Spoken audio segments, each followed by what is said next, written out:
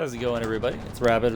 Welcome back to the channel. So today we're going to be looking at the Chinese WZ122, or I think it's called the Object 122 in game. I don't really know why. Object is a Russian designation for these kind of vehicles. It is not a Chinese designation.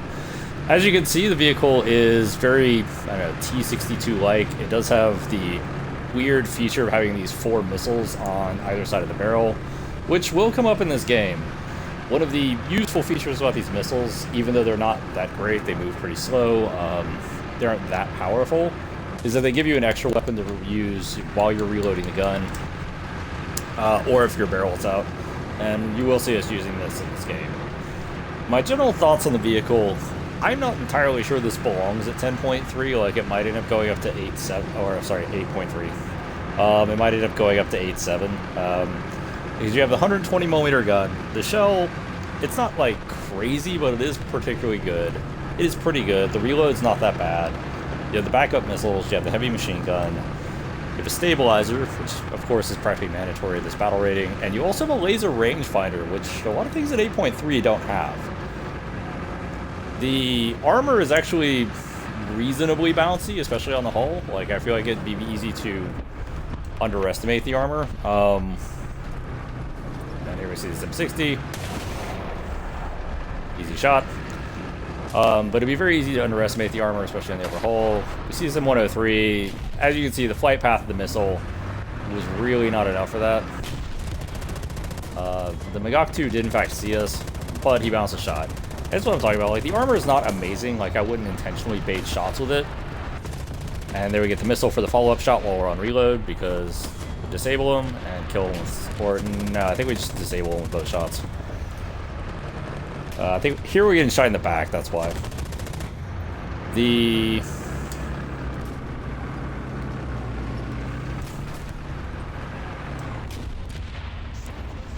missile is pretty useful for trying to get those follow-up shots in, or if your barrel is out.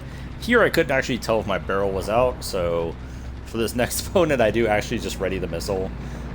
Here I would also remember the firing sequence of these missiles, just FYI. It's left, right, right, left. So we fired 3 missiles so far, which means it was going to come from the left. And that's a direct hit, take out his ammo, and we get shot in the back. But I do have a backup vehicle for this one, so 2 kills, 1 death, nothing too impressive. The second life does end up being a good bit better. Part of the reason why I think this vehicle might end up going up in battle rating to 8.7 is, if relative to a lot of the 8.3 tanks outside of like the T-55 AM1, which is probably not 8.3 either, this does feel kind of overtuned for its battle rating. The workable armor, the good gun, the backup missiles, all feel a little bit, and the laser rangefinder in particular, all feel a little bit too good for this VR.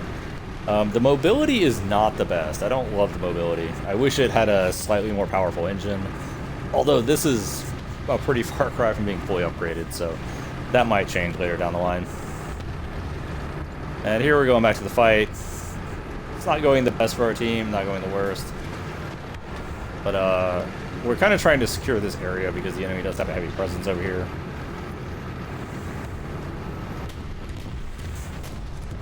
Here we see our friendly mouse. What's up, sir? Now this is where I realized that my teammate's actually in trouble. So south of me, I saw that like there was a light tank, and I saw that my teammate fired, but I didn't actually see that the light tank died. So that's where I'm like, maybe my teammate needs help. Turns out that was a good instinct. And he damages our tracks, and knock him out. Easy enough. It can definitely take a hit, I will say that much. Like, as I said, I wouldn't exactly bait shots with it, but poorly aimed shots, especially from enemies that don't know what it is, or that don't immediately recognize what it is, if they just treat it like a T-55 or T-62, which it does kind of look like, this will catch it. The upper front plate is reasonably bouncy. The turret's not that bad either. Here, fix our track. Gonna go help our teammate fix his barrel. Because obviously we're a good teammate, help people out. I mean, the entire reason we came over here was to help this guy out, because we saw that he fired, and then we also saw that he didn't kill the white tank. So, back up a little. We actually do want to go this direction, though. So, here we'll go with this T-54. And for comparison, this tank is a lot better than that T-54, and that thing's only like 2 BR jumps below us. I think it's 7.7, if memory serves. Our armor is way better, our gun is way better. We have a full stabilizer, he doesn't. We have a laser rangefinder, he doesn't. I think we have basically the same machine gun. This guy got marked by somebody. Not sure who. Gun's still on reload, so I just missile him. I wasn't actually sure if I disabled him, and I didn't want him to get a second shot off. But again, like, that's one of the things you can do with this tank, is you can just use the missile to get you out of those. You can use the missiles to get you out of those kind of situations. Notably, the tank cannot guide multiple missiles at once, so you are going to have a delay in firing them, just FYI in case you do run it. There's not really that much of a reason to guide multiple missiles at once, but, you know. Up to 4 kills, nothing too crazy. Here, we know the enemy's at B. We also know there's some people up here in this gap, so we're kind of moving up here to the gap between their 2 spawns. We've seen some activity, so we're going to see what we can do about that. I debate going that way. The problem with going that way is I'm going to essentially, like, present from the same angle that any teammate would present from, so it's, if they're looking, that's one of the angles I'll be looking at. And that is one thing you kind of need to consider when you're debating these things, is, like, if you're appearing from the same angle as your teammates, then ultimately what's going to happen is, like, the enemy's not going to have to adjust their aim at all. I did not see this T-114 at all, by the way. Like, he was just a tiny vehicle nestled in. I thought he knocked out my main gun, which is part of the reason why I missiled it, because I thought he knocked out my main gun. Down to 1 missile left. Here's an interesting thing. The missiles actually reload 1 at a time on cap point, and the reload for an individual missile isn't that much. So if you get the chance on a cap point, just filling it up so you have 1 or 2 as a backup is not a terrible idea. And that's my general experience with it, is, like, I usually like to have 1 or 2 missiles if I can afford to. It's not critical. It's not going to change whether or not... It's not going to change, like, whether or not I approach a situation, but if possible, I would definitely like to have at least a missile on hand for those, like, kind of emergencies. Like, I thought my breach was out, and I couldn't... Like, I think I was correct in that my breach was out, but, like, in retrospect, I was like, it's actually not as clear. There's somebody harassing our mouse, but the problem is I can't see who's harassing our mouse. Turns out it's a Squadron 103. But I can't see who's harassing him, and if I cross this gap, I'm probably just going to get shot. So this is one of those, like, like, I want to help my teammate, but, like, running out and dying doesn't really help my teammates. So it's one of those scenarios where, like, you always have to pick your battles.